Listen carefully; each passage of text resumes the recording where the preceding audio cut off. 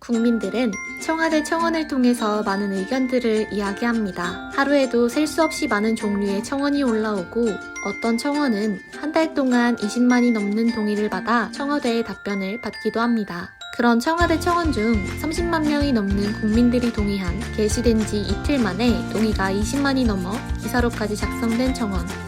바로 조선일보 폐간 청원입니다. 저는 조선일보의 행동을 참을 수 없다는 국민들, 수많은 국민들은 도대체 왜 조선일보 폐간을 요구하는 청원에 동의를 했을까요? 친일 적폐 언론 조선일보의 만행은 세월을 거슬러 일제강점기부터 시작됩니다.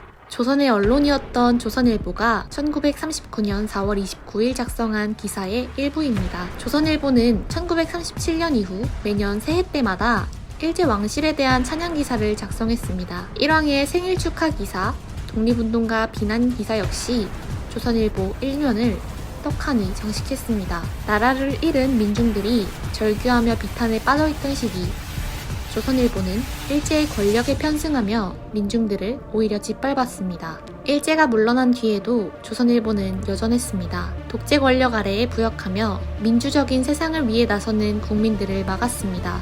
박정희의 쿠데타는 국민들에게 축복스러운 일, 살인마 전두환은 새시대의 새 역군, 그리고 5.18 광주 민주항쟁 당시의 광주 시민들은 폭도, 극렬분자, 난동자 등으로 구분되었습니다. 정권을 위해서라면 사실관계가 확인되지 않은 가짜뉴스를 대대적으로 보도하기도 했습니다. 그렇게 독재에 기생하며 충성을 표하던 조선일보는 절대 민주적인 세상을 바라지 않았습니다.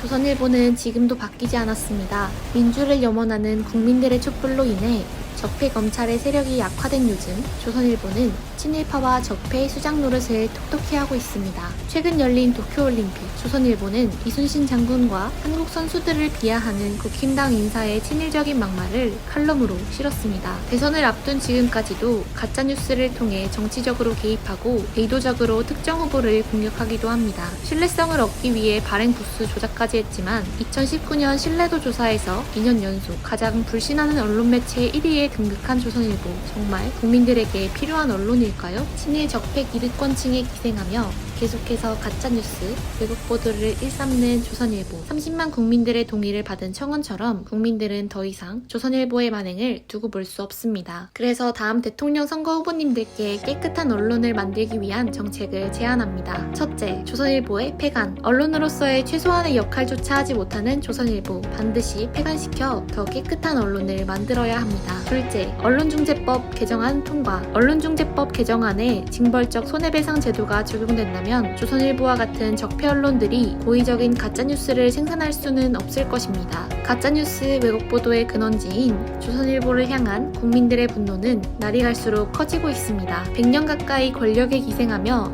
국민들의 눈과 귀를 흐리던 조선일보에게 갱생의 여지는 없습니다. 더 깨끗한 언론, 국민을 위한 언론을 위해 조선일보는 반드시 폐간되어야 합니다.